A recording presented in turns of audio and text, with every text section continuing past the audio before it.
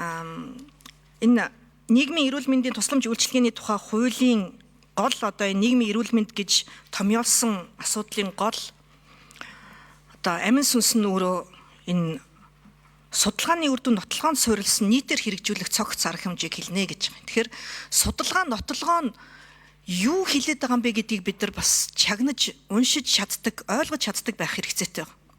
Нийгмийн эрүүл мэндийн төвийн гаргаж байгаа статистик мэдээлэл нь болвол аймаг бүсээр гардаг. Тэнд бол халдварт өвчин, халдварт бус өвчлөлөөрөө ч гэсэн одоо ялгамж заагтаа бол гардаг. Тухайлсан аймагуудаар нь жишээлбэл бид нар хотоодны хавдар, улаан хоолойн хавдар өвчлөл нь одоо баруун аймагуудад хамгийн өндөр байдаг тийм. Зарим аймагуудаас улсын дунджаас 2-3 дахин өндөр байдаг. Тэгэд яагаад юм бэ гэдгийг одоо эмчнэрээс асуухлаар гүй эн чинь ингээл давсны хэрэглээ, халуун хоолны хэрэглээ ойлгомжтойчтой гэж ярьдаг байхгүй. Тэгвэл үүнийг засахын тулд нийтэд буюу одоо тухайн одоо яг баруун бүсийн ард иргэдэд энэ хэрэглээнээс чинь улбаалж энэ өвчлөл өндөр байгаамаа гэдгийг ойлгуулж түүнийг урьдчилан сэргийлж арга хэмжээ авах нь өөрөө нийгмийн эрүүл мэнд гэж би ойлгож байгаа. Тэгэхээр үүнийг ашиглахын тулд энэ мэдээлэл нь ард иргэдэд нээлттэй болоод байнга мэдээлэгдэх байх хэрэгтэй байна. Газрын зургаар нь аль аймагуд тулгамдсан асуудал нь юу байгаа юм бэ гэдгийг. Эрүүл мэндийн сайд тухайн үед би нэрийг хэлэхгүй гэхдээ бүгдээрээ л мэдж байгаа бах. Монгол улс Тэмбүүд живлээ гэдэг ийм одоо мэдээллийг хийсэн. Тэмбүүгийн өвчлөл өндөр гэхдээ тухайлсан 2 аймаг дээр л байсан. Монгол улс даяараа биш. Тэгэхээр тухайлсан 2 аймаг дээр тэгвэл ямар арга хэмжээ авах ёстой юм? Бэлгийн замын халдварт өвчин яагаад тэр аймагт өндөр байгаа юм бэ? Захын аймаг, маш их хөдөлгөөнтэй аймаг. Тэнд үнэгүй бэлгэвч тараасан ч болохоор байхгүй бодлогын хувьд. Би статистикийн хорооны дараагаар 2016-аас 20 онд ажилласан. Бид яг энэ агаарын бохирдолтой холбоотой агаарын бохирдол болон одоо ургийн эндэгдэл, бага насны хүүхдийн өвчлөл зэрэгтэй холбож бас энэ мэдээллүүдийг гаргаж ирсэн. Энэ бол яг л одоо энэ нийгмийн эрүүл мэнд буюу тухайн нөлөөллүүд нь хэрхэн яаж хоорондоо уялдаатай байгаад юундаа нөлөөлж байгаа, юуг засах ёстой юм бэ гэдэг ийм одоо мэдээлэл байхгүй. Энэ замтээврийн осолтой холбоотой ч гэсэн замтээврийн осол маш олон яамдуудын дунд хаягдчихад байгаа. 5,000 хүүхэд замтээврийн осолд өртөөд жилд 51 хүүхэд нас орж байгаа. Саяхан Баян зүрх дүүргийн ямар одоо хороонд хэддгээр хороо илээ дээ замын гарцсан дээр хүүхэд гүйж байгаа дайруулсан талаар сошиалаар нэлээд явсан.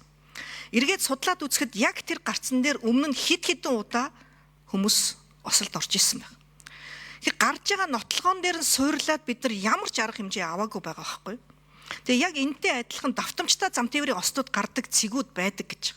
Тэгээ үүн дээрээ суйрлаад бид нар ямар ч арга хэмжээ авахгүй байгаа нь зөвхөн эрүүл мэндийн яамны асуудал огт биш гэдгийг бол бас энд онцолж хэлэх гээд байгаа. Гэхдээ бид нар нотлогоонд суйрлсан буюу яг энэ хаана асуудал байгаа юм бэ гэдгийг гаргаж ирээд түүн дээрээ суйрлсан үр дүн буюу одоо түүн дээрээ суйрлсан арга хэмжээнүүдийг зайлшгүй авах хэрэгтэй байгаад байгаамаа. Энэ хүүхдийн мөнгөтэй холбоотой түрүүн хин гишүүн билээ, нэг гишүүн бас хэлсэн шүү. Идрот гишүүн билээ, соёлын ваучер гэдэг. Зүлбхаар сайд гишүүн бид хэд хамтдаа хөдөлмөр нийгмийн хамгааллын яам дээр ажиллаж байхад яг энэ хүүхдийн мөнгийг илүү ухаалаг болгох гэж оролцсон юм. 50% нь одоо хуримтлуулъя, эргээд хүүхдэд одоо хүүхдийн бүтээгдэхүүнд зарцуулдаг бай. Хүнс тэжээлийн дэмжлэгийн одоо мөнгөн дээр бид нар тодорхой хэмжээнд одоо энэ төсөл хэрэгжүүлж туршиж үзсэн. Буюу тухайн одоо мөнгийг бэлнээр биш харин тодорхой одоо энэ бүтээгдэхүүн үйлчилгээн дээр баркодоор нь одоо ялгаад ажилдаг байх энэ зарчмыг бол хэрэгжүүлэх гэж болдог юм байлээ. Тэгэхээр уг нь бол яг энэ хүүхдийн мөнгийг 100,000 төгрөг хэвээр байх нь бол хэвээр байж болно ойлгомжтой. Гэхдээ бид нар яг хүүхдэд л зориулмаар байна.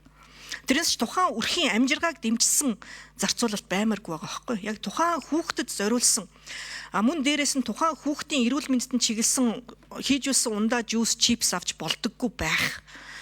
Тухайн хүүхэд одоо хөгждөг, тухайн хүүхдэд л зориулдаг байхгүй бол нотлогоо дата юг харуулж ийн гэж. Энийг одоо бас статистикийн хороо цагдаагийн ерхий газар гаргаасаа гэж хүсэж байгаа. Хүүхдийн мөнгө олгогдсны маргааш архи согтууруулах ундааны борлуулалт хэрэглээ. эрүүлжүүлэх байраар орж байгаа хүмүүс согтуугаар үйлдэгдсэн гэмт хэрэг нэмэгддэг. Тэгэхээр энэ хоорондоо холбоотой юу үгүй юу гэдгийг нотлохоон дээр сурлаж гаргамаар байна. Ингэж чадах юм бол бид нар бусад улс оронтой адилхан энэ хүүхдэд зориулсан энэ мөнгийг яг тухайн хүүхдэд нь л зарцуулдаг байх хяналтаа бол бас хийж чадах ийм одоо боломж бүрдүүлнэ гэдгийг одоо хэлмээрэн. Тэгээд ажлын хэсгийн хувьд мэдээлэл өгсөн одоо мөнх сайхан сайд ажлын хэсэгт баярлалаа.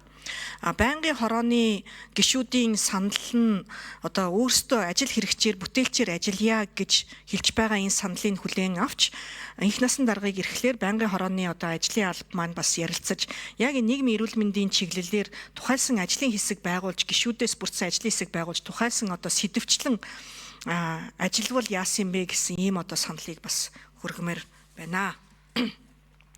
За нийгмийн эрүүл мэнд тусламж